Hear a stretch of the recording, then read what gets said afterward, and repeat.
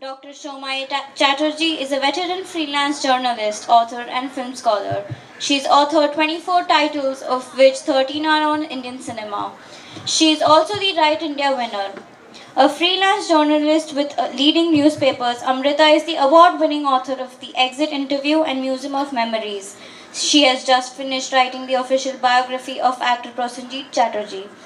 Ratnottama has been the arts editor for leading dials in India. She has written on all forms of art and special emphasis on cinema and visual art, and was the editor of the comprehensive online cinema Cinebank.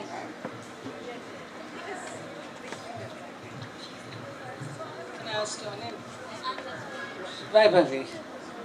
So, Vaibhavi, I would have given you a prize if you could have pronounced Ratnottama, and one additional one if you had spelt it out.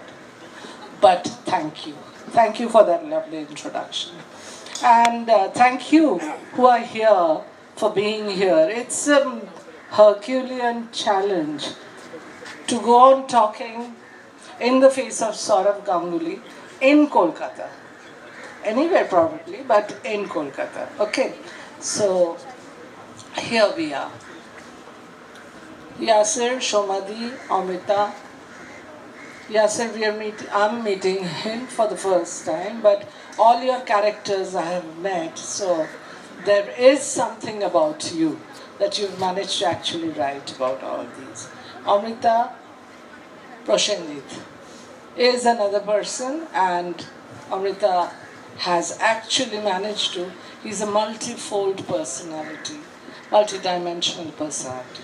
Shomadito has not only been a senior, but in terms of in our school, in the profession, everywhere, but also we continue to work together. So I'm very happy that we are here together today with this panel.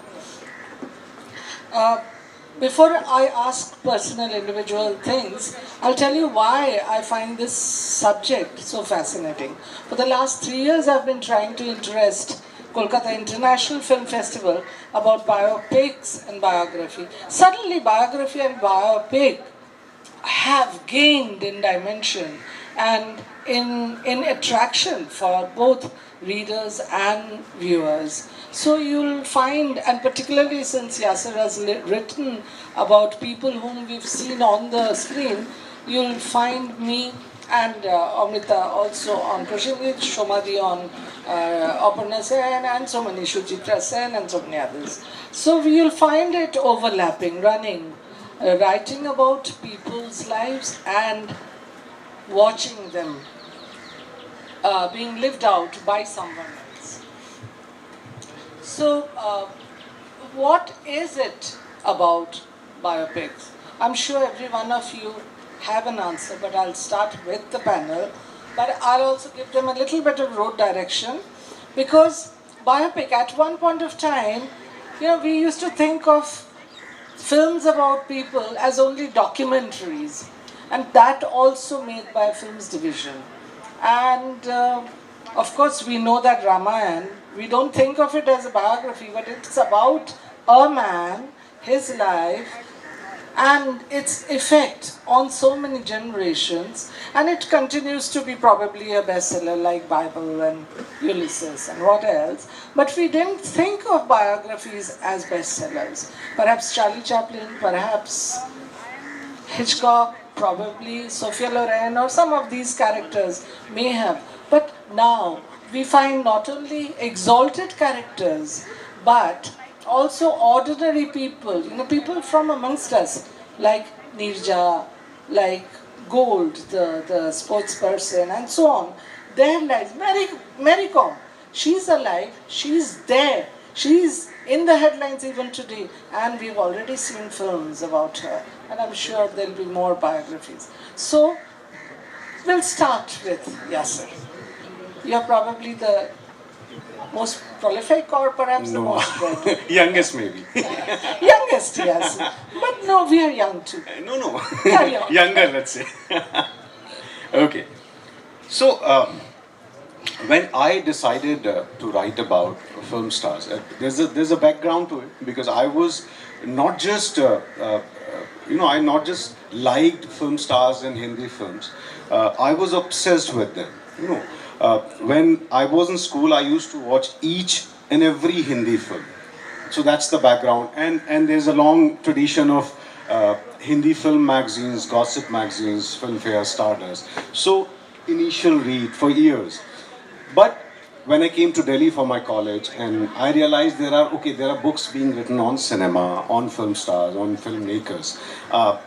I find them to be boring, a little academic. They're all okay. They're talking about Dev Anand. Why are it? They're analyzing his films more than Dev Anand's style, or if you call it his class of acting or his style of acting. So that masala quality was missing, and that star element was totally missing. So when there's a story how I started writing biographies. I was in Bombay. I'm a working journalist. I'm a TV journalist. So Rajesh Khanna passed away that day, and my editor asked me to make a documentary on the last few years of his life, which meant that he was the biggest phenomena we have seen in Hindi film industry, and what happened during the last 10 years or 15 years of his life. How did he faded? So in that process, I kept on meeting people, and I covered his funeral procession. And I met those die-hard fans who was a little old, but I would still call them girls, because when I asked them about Rajesh Khanna, they said, "Tum nahi samjhoge, wo kya the?" I said, "Of course, मैं नहीं समझूंगा, but let's try to explain." And I interviewed a lot of people who came for his funeral, and then the story was actually lying there. I said, no, this must be. I was never a fan. My childhood was all about Amitabh Bachchan, but I decided to write about Rajesh Khanna, and then the story unfolded itself.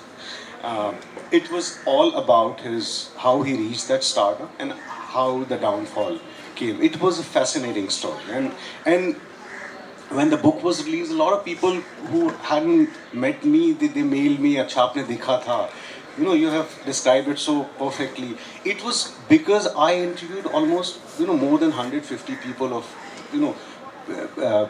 including his co-stars, filmmakers, his own interviews, because he was no more there. So that gave a complete picture, and it was a fascinating story. And it's the same with Rekha and Sanjay Dutt. So there's this backstory about Rekha also. I was in a school in 1990, and I came back, and in North Indian homes, we only talk either about politics or cinema in our drawing rooms. And I came back one afternoon, and my mother said, "Rekha ne apne pati ko maar diya." And that kind of stayed with me. I said, "Yaar, acha, theek hai." Okay, and years later, I was at a party, and there was this police officer, and I saw a picture of Rekha and her ex-husband in his drawing room, and I actually, इन्होंने मारा था ना इसको. And so he said, "हाँ, Neeraj ji." So Neeraj ji said, "नहीं." He said, "Mukesh, Rekha's ex-husband, was a very close friend, and it is not true. There is something else to it." So he narrated that story, and I said, "नहीं, okay, this is a different perspective about Rekha, and let's begin my book from this story." So the book begins with that story. So this is not a new story. All of us know about Rajesh Khanna or Rekha or Sanjay Dutt, but I am just trying to put their story in new perspective so that you can see them in a new light. And it is very filmy. I try to write my story as filmy stories, visual, pacey, simple, entertaining. That's my style. Yes, sir, your childhood was, you said, my childhood still is about Amrita. But I was also on one of the panels when Rajesh Khanna passed away, and I've interacted in his heydays and seen the entire phenomenon, including Anand. But Rekha, I was in horse cars, and we were at a social gathering, and suddenly someone says, Mukesh Agarwal has just committed suicide. So I was still a journalist. I was with Times of India in Delhi. And I said, "What?" I sat up and forgot all my tea, coffee, biscuit, chitkat, everything.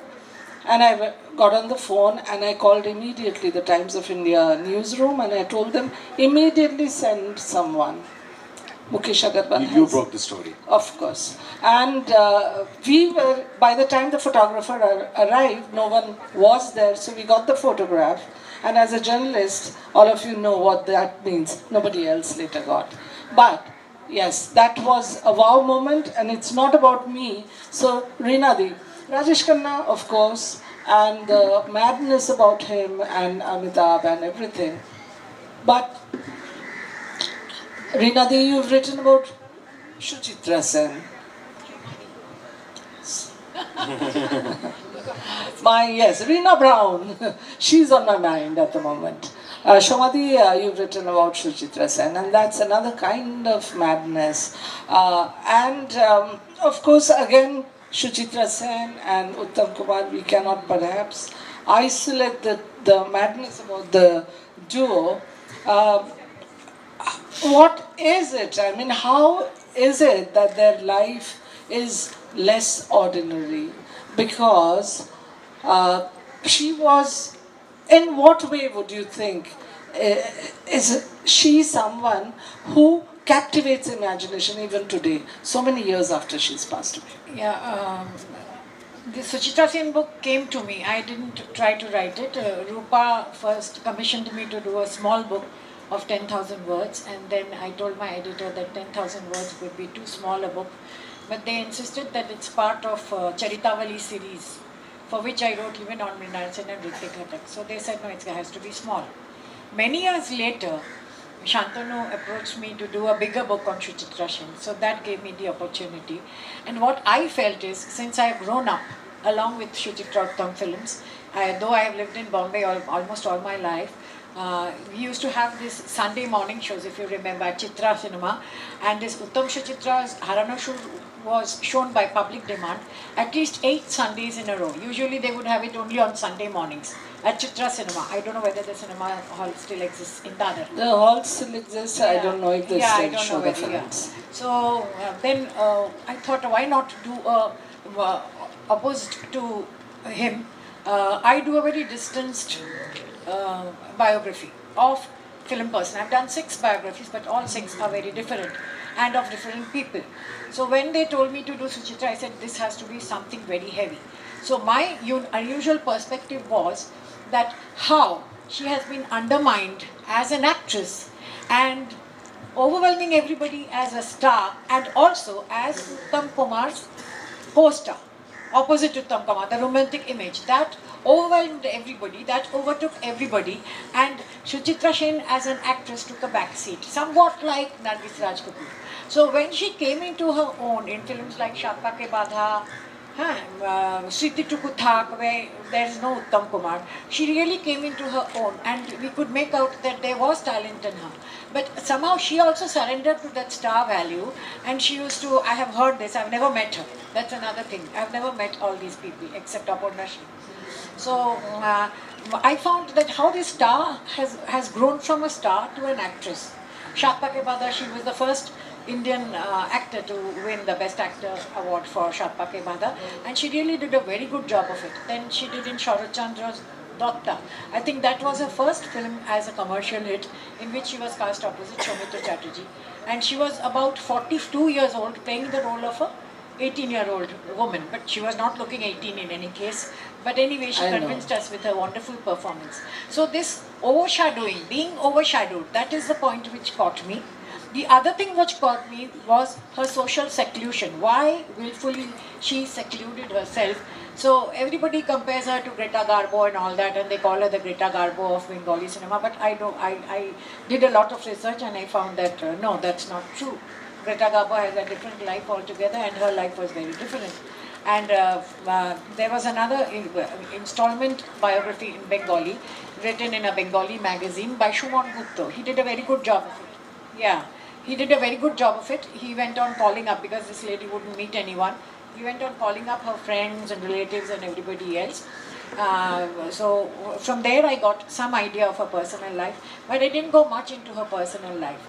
And when I interviewed Mon for another reason. When I asked her, she said, see, she has chosen to keep her privacy intact.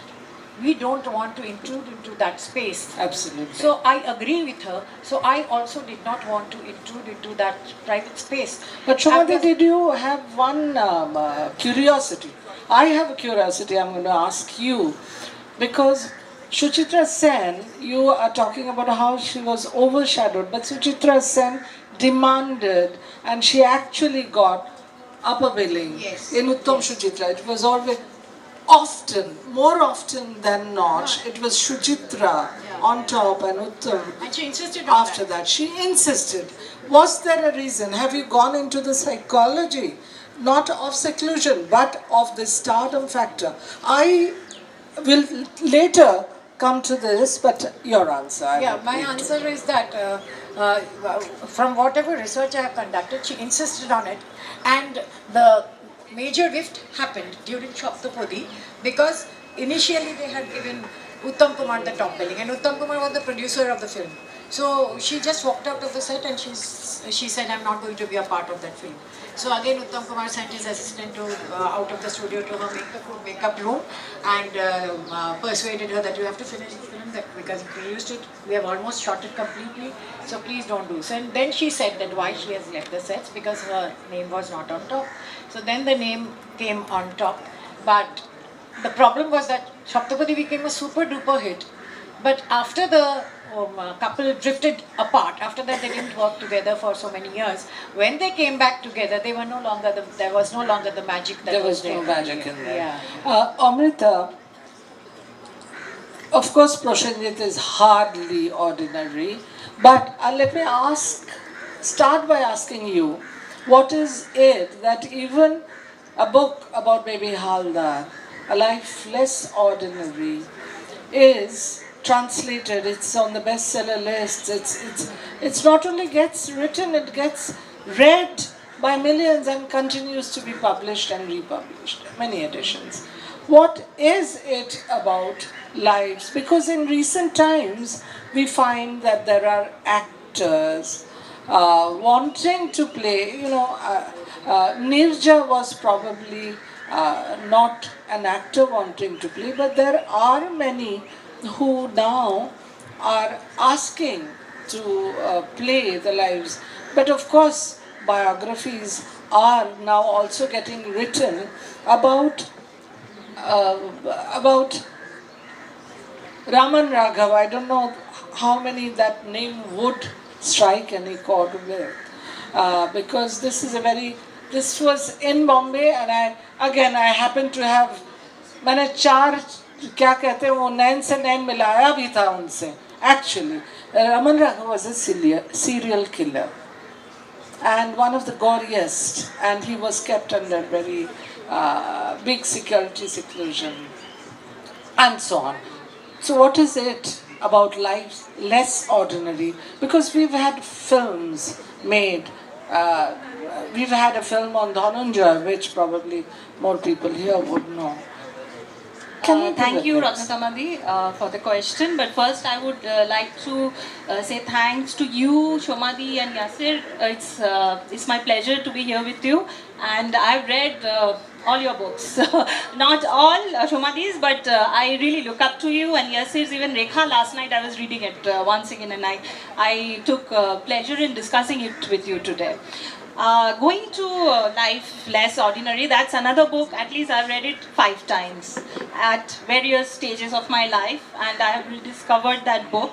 I think it's a phenomenal book written by a maid, and that is where I am writing the story of a maid and interviewing her and doing something like that, maybe I will never be able to incorporate the poignancy or the suffering or what she has exactly the rawness. Yes, what she has gone through.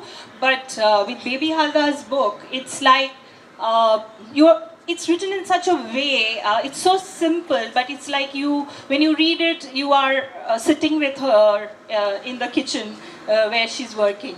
It's that feel, and I think books like this work because with books, wherever you can touch the heart, that is like sometimes with biographies of, as Yasser was saying, that of stars, we tend to go into the intricacies of the movies, this and that, and that's how we don't appeal to the reader.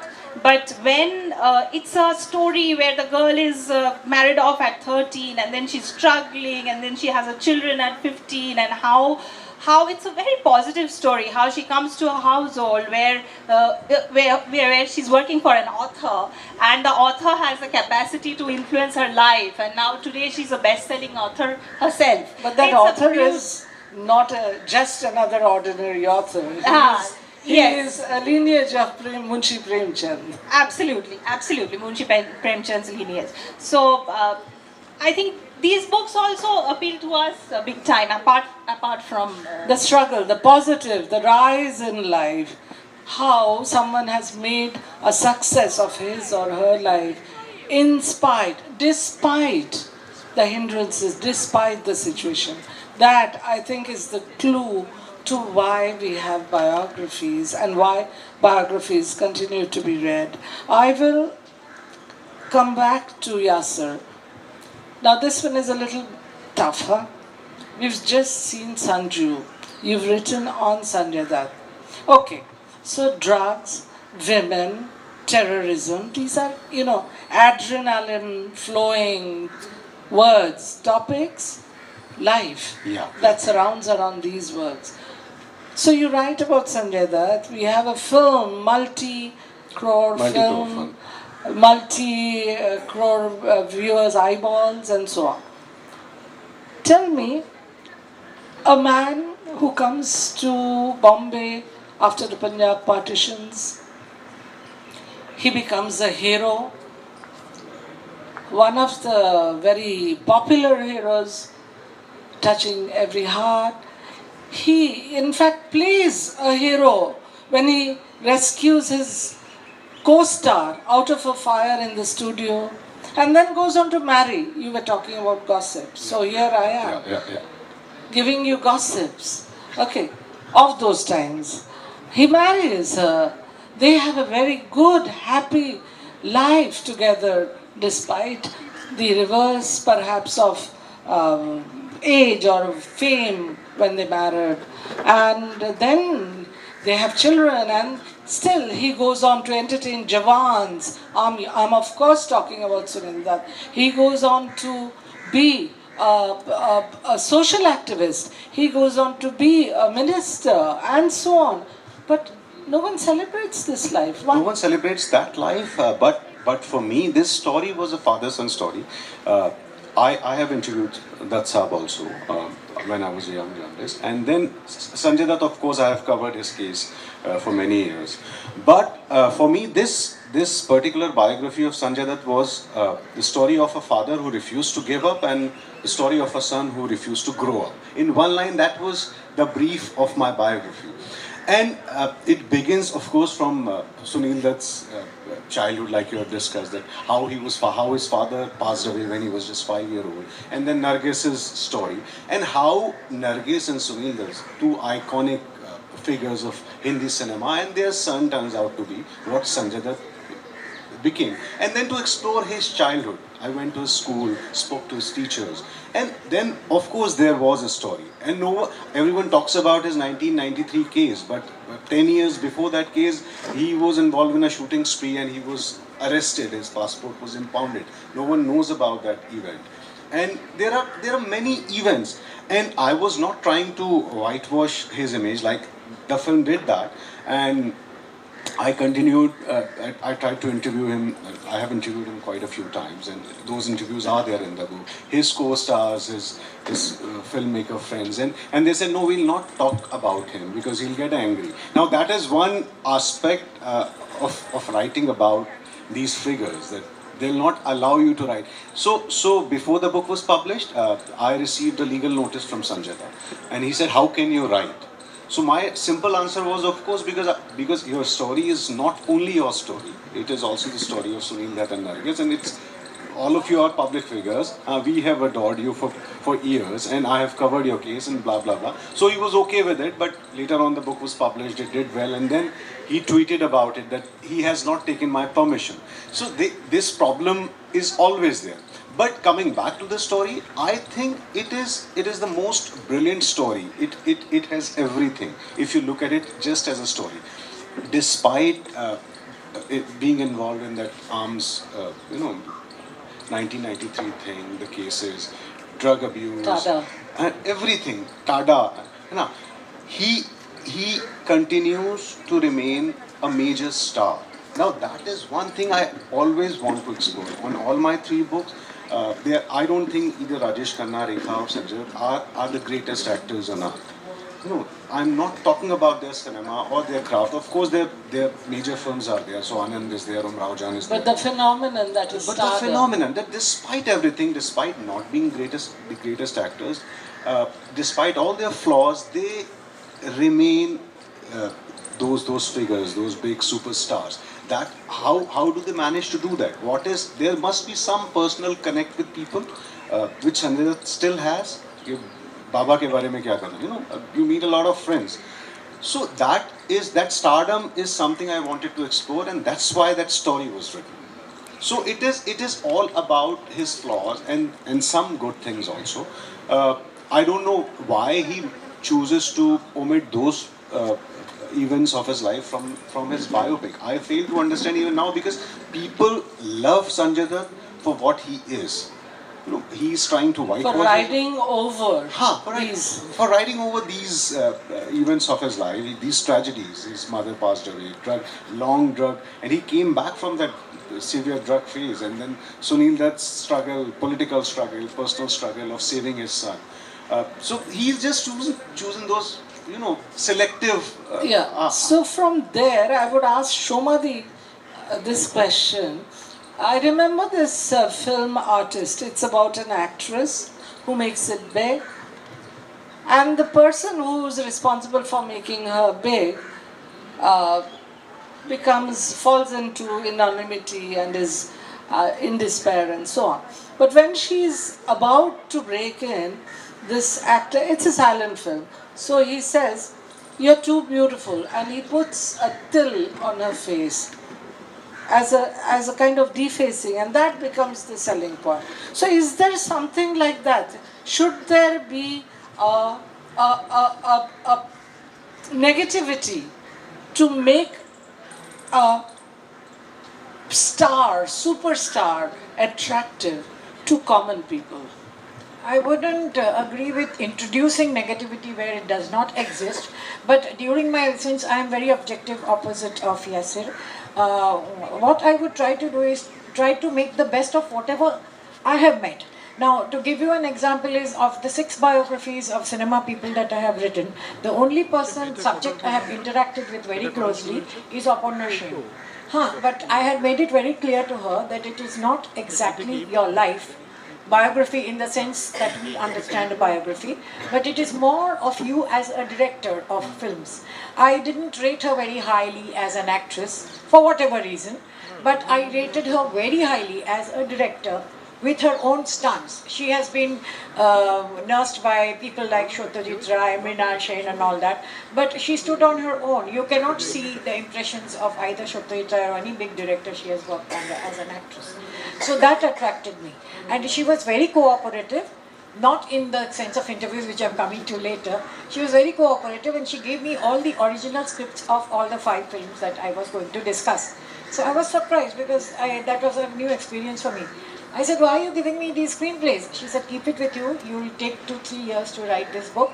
So keep them with you. You'll know when you begin to write." And then the new thing struck me because her father was a very good friend of mine, Chidananda Dasgupta. And I asked him that what perspective should I take. He said, "I'm not going to tell you anything because she's my daughter. So it will be very biased." So I said, "Okay." Then I thought and I said, "Why not do a study of her films, beginning with Poroma?" Because my reaction to Poroma when I saw it as a very young lady, that time I was scandalized. How can a married woman have an affair and all that stuff? So, of course, I didn't like the way her husband treated her and the family outcast. I didn't like that. But I was wondering that what's so liberating about having an adulterous relationship. When I saw it 5 years later, it had a different interpretation. Yeah. And again, the same film means differently to different people, and I consider that to be a very good film, which gives you a different reading every time you watch the film, whether it is Pathir Panchali, whether it is Aparajita, whether it is Ek Din Achanak, whatever. So then I told her, thank you very much. And what I wanted is, during the writing of the book, apart from the book, I had interviewed her about 6 or 7 times, very long interviews lasting the whole day. She said, asked me to stay over for lunch and then for dinner. And she was a different person those days.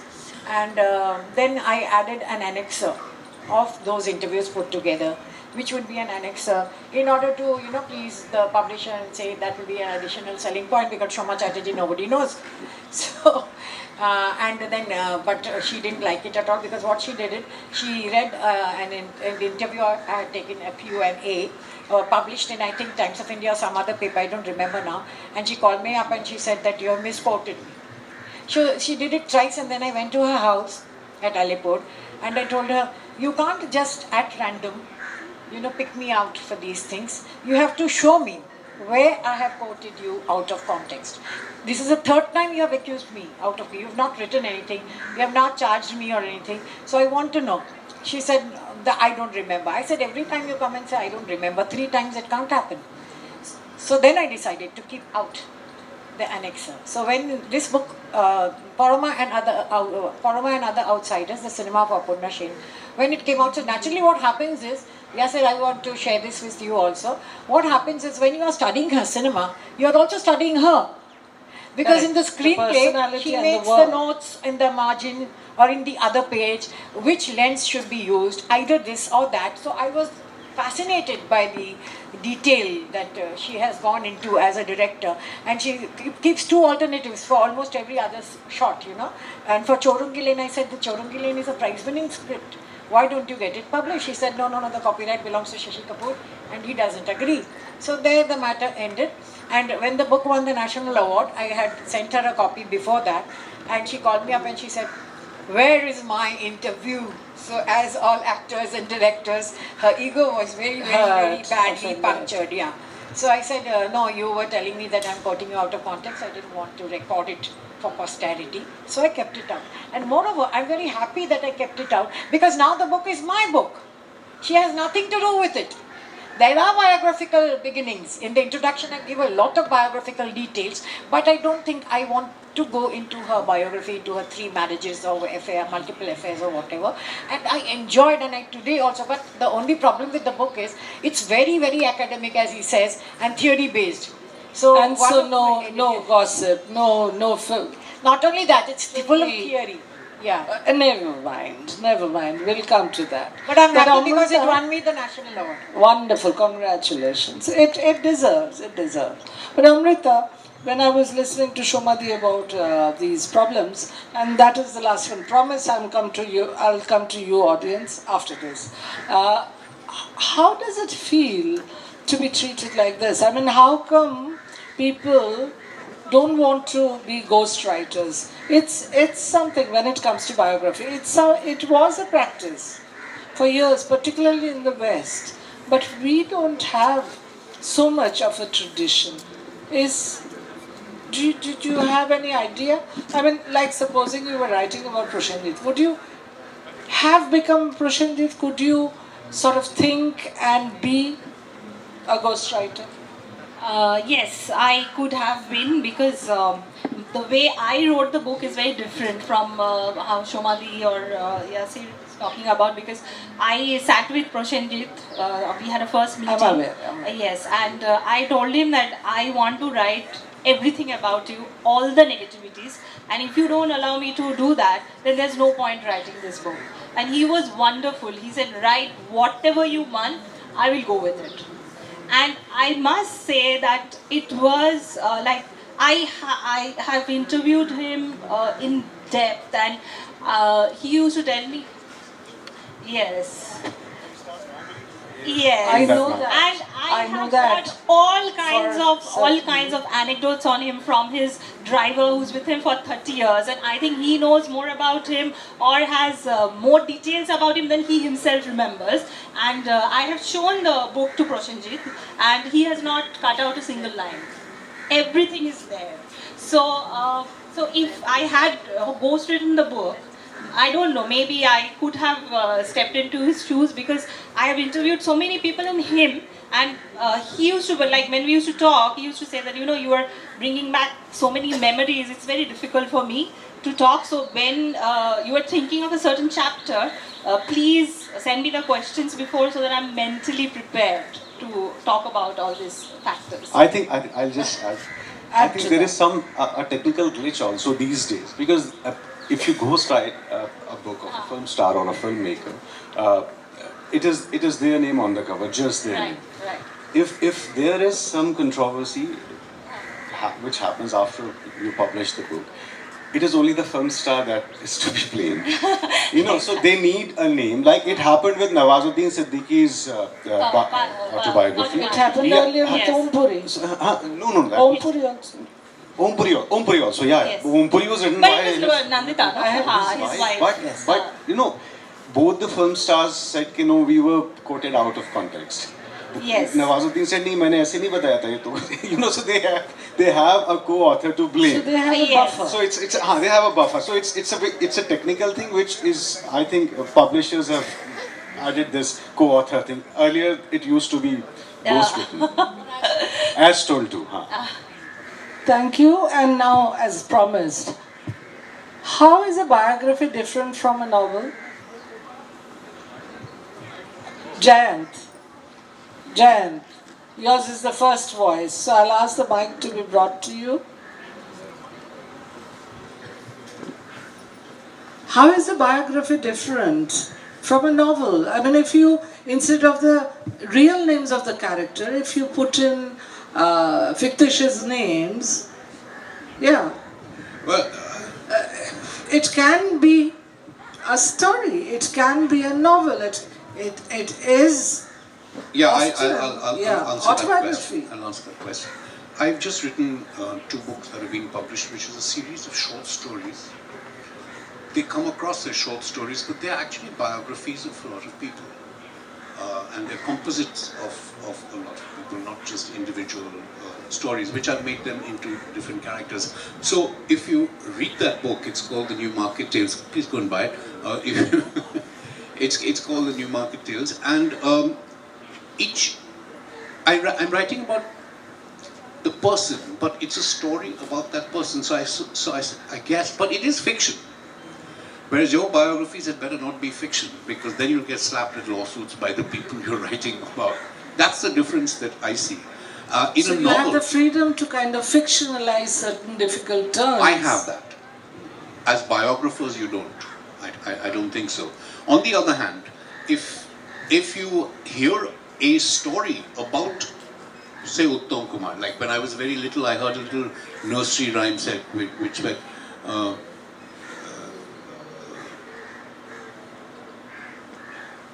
something. Nylon sari, pilot pen, Uttam pocket Kumar, test, Suchitra Sen. Yeah, that kind of thing, and you put that into a thing like this. She, God rest her soul, is dead, is not going to, both of them are not going to object about it. So you can then write that as a story, but not as a story within the biography, is to make both of them more charming. But I don't think you can mess around with the truth over there.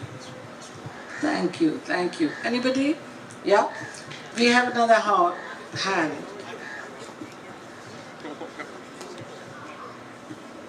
Sorry, please give your name and then. That's Vish Dhamija, My name is Vish Dhamija. famous And I'm thriller not writer. going to challenge you about Vishwajit Singh Dhamija. That's right. Then it becomes a longer name than yours. We had that. We can't hear you. Hello. Can you? Yeah, Oh, sorry. fine. Okay, one is I first slightly disagree that you couldn't twist the truth in a biography. Because if you say that on the cover, that it is unauthorized biography. No, unauthorized doesn't mean non-journalistic. You have to remain true to the facts. No, because you do not have the privilege of talking to him or her. It could be your interpretation. So you mean it's not verbatim reproduction? It's my interpretation of the facts as I see it. It's a perspective. I'm not saying you can grossly twist. But there is a leeway. Okay. There is a leeway there. Okay. And for your question about why fiction novel is different from biography, I would quote one of my favorite directors, favorite all-time directors, Woody Allen. He said, "Real life does not imitate good fiction or good films. Real life imitates bad television." So, real life actually not as glamorous. And, I mean, there are certain people for whom it is, but still there are the negative sides. But when you write fiction, you generally, depending on your perspective, the protagonist, whether he's an evil man or good girl, you kind of take that play right, and you have the liberty to run it right through the text. Sorry if that is. No, it actually happened with me when I was. I submitted my proposal of writing on Rekha.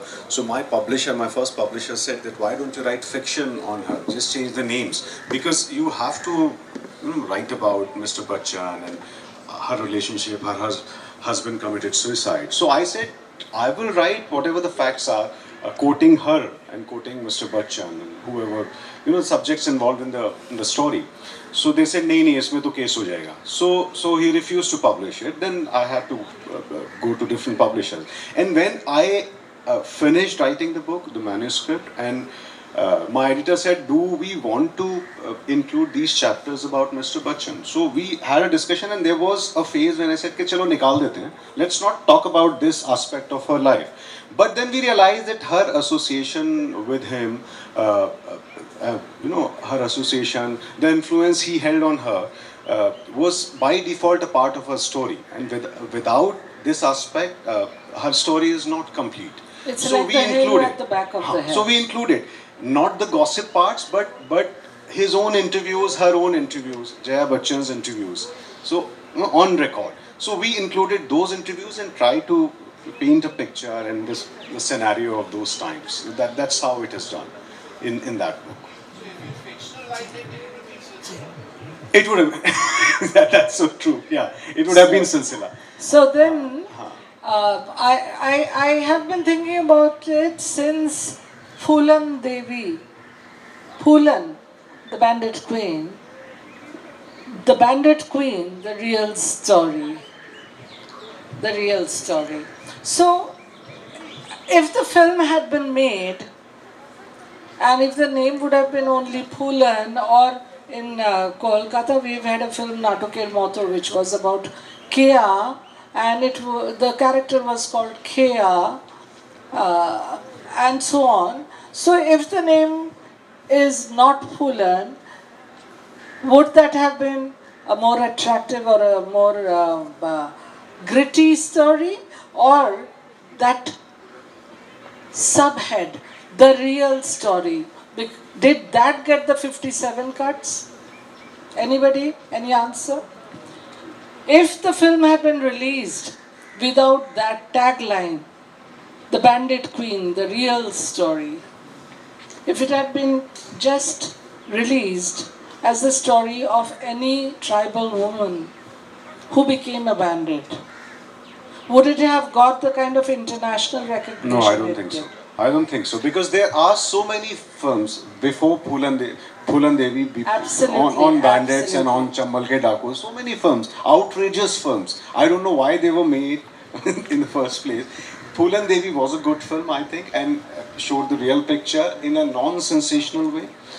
Yet those 57 cuts. This damage that this kind of a thing can do to a personality, that comes through when you say the real story. And I'm willing to bet the 57 cuts that you're talking about were made by male censors. Yeah. Well, that film was based on the biography, Mala Sen's. And the entire detailing was, I think, you have to give credit to the biographer. For, because then check no, it's from also the there. script. I will come back to that later. Yeah. Yes, Yeah, that's that's what he's saying exactly is But what the right. storytelling, Yeah. you know, the storytelling style, the way the story flowed, it was just the same. It was very, very. I would definitely give credit to Mala Sen for bringing out, because Phulan's And personality. it was very Unfortunately, or fortunately, should I say, I've also met and interacted and written about Phulan the day she died and the day she came out of the thing. Okay. But the personality, to portray it at that level, you know, on a platform where everybody would realize, that credit goes to Mala Sen. Because when I had met Phulan and spoken with her or her husband, You felt, I wouldn't have thought of the film. Exactly. So then I think we've overshot our time, but then we started late, so we have a. Yeah, and thank you an everyone. excuse. Thank you for being such good for being listeners. here. Thank you Yeah, so much. thank you Thank you. very much, because this was a challenge to compete with And thank you, Shoma love, all of Ganguly. you. And thank you all my co-panelists and Ratna, who I've been working with for a very long time now. Yasser, I'm meeting for the first time, and it has been a wonderful, pleasant surprise. Amrita and I go back together for the past 20 years, though we meet very little, very, very rarely, but we are very good friends. Thank you everyone, and thanks for Times Literary Festival organizers for having invited me, because I must very frankly say that this is the first ever literary festival where I have been invited to as an author. Everybody invites me as a journalist, which I think, you know, it's putting me as an author behind, you know, marginalizing my author identity, and I've written 24 books. So it makes me a little bit sad, you know, a little bit ego is there in everybody. So even my ego gets hurt, but I must thank that they considered me in the midst of such great celebrities like Ruskin Bond and Shankar and Anand Nilakantan, to include a very small person like Shoma Chatterji. Thank you. Which is not true, but yeah. Which is not true. Not many people have the national award for writing books. And which is not true, Shomadi. My first book was a biography, Krishna's Cosmos, on Krishna Reddy. And I bet not many of you know, he was a pioneer printmaker. And since he passed away, the reason I'm saying this is, since he passed away, Shantiniketan has held classroom discussions and workshops, and of course my talk. And Lalit Kalagari in Delhi held a homage, again based on that biography. So it might be academic, but not boring. Thank you.